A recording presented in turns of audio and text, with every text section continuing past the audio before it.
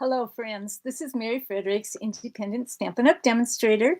And sometimes I even get overwhelmed with the amount of products we have in the catalog and that you find when you go to a Stampin' Up! Class. So I decided to just go back to the basics in a quick little video here to remind us of how simple stamping really is. It's basically stamps, ink, and paper, or SIP. SIP, stamps, ink, paper. So there are two kinds of stamp sets, and there's kind of a glare there. Maybe now you can see it. This one is the photopolymer style, and that's a real easy style because there's no, it's all right there. You don't have assemble it in any way. So it'll come on a nice little plastic sheet. Just pull your pieces off and on. And see, I just keep my pieces right there. And very simple.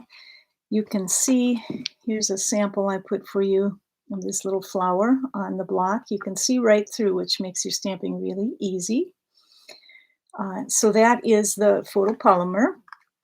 Now, the cling, you can see I wrote it here, cling, is just a little bit different. It does require a little bit of assembly. It's going to look like this when it's on the block. And you can see right through it. It's printed right on the label, but that's where the assembly comes in because you get a whole set of stickers that you have to put on the red rubber here. So you can see I've done most of them, but I've left one just to show you how I do it. And I keep it right in the little pad that it comes in, just so I know I have them all. So peel off your sticker. See, here's what's going to go on the back there. Now, I'll throw that paper away, put this back in its spot. That makes it easier for me at least. And then I'm going to line it right up. And it still has the paper on the back. That way I make sure I don't stick it down before I want it to be stuck down. And peel this piece here, and then that should just lay right where it's supposed to go. And it did. And then I just lift it up. Now be a little careful if you squeeze this down. This is tacky, this is tacky. You could end up adhering it, folding it over itself. So then pull it down. Now, what's really nice about this is that it is tacky and it'll stay tacky forever and ever, so to speak. Yeah, little noise there. And then you just lay it on your block. Remember, you do need to have blocks to go with your stamps. I mean, I've seen stampers that think, well, maybe I can just do it this way, but it really doesn't work very well. So be sure you get the blocks. There's 9 of them in the catalog of all different sizes, and you really don't need to start with 9. You can start with just 2, 3, or 4 and get quite a ways with that. So that's the cling stamp set. So we've got the stamps. Now the ink. The main part of the ink is the stamp pads.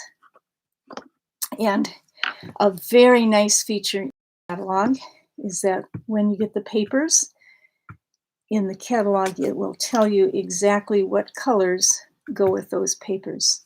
So see how pretty this is to have these 5 different colors that match with your papers. You don't have to buy every ink pad in the catalog. You can get your basic. I would suggest olive green. It seems to be one that comes up very often.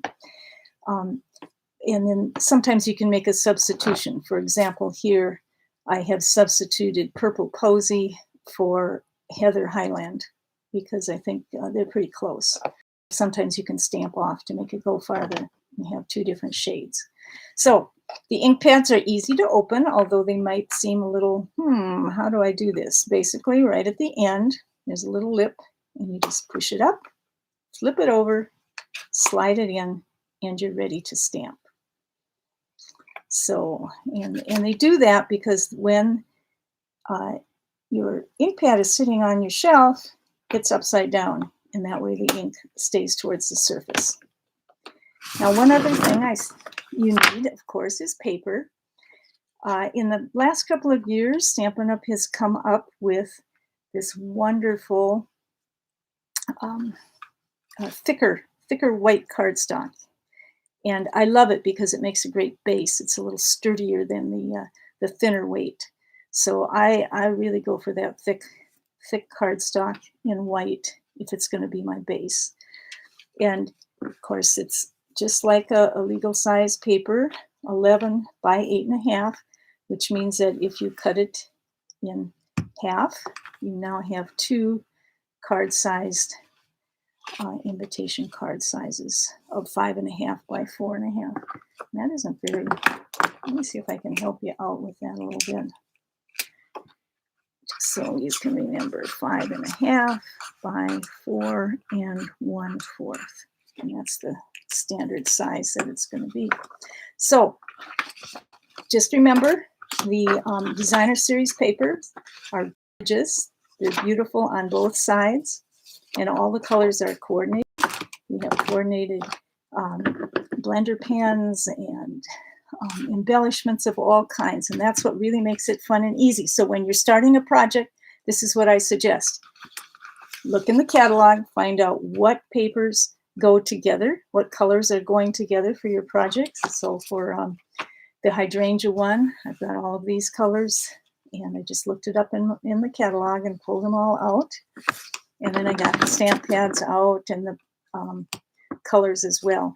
There's nothing wrong with looking through and copying something that you can find on the internet. There are lots and lots of wonderful ideas out there. Here's one that I did just to get you started. If you have this stamp set, you see how I've used a bit of designer paper as well as the ink colors and the cardstock. But really, you could make a nice card just on white paper. So have fun.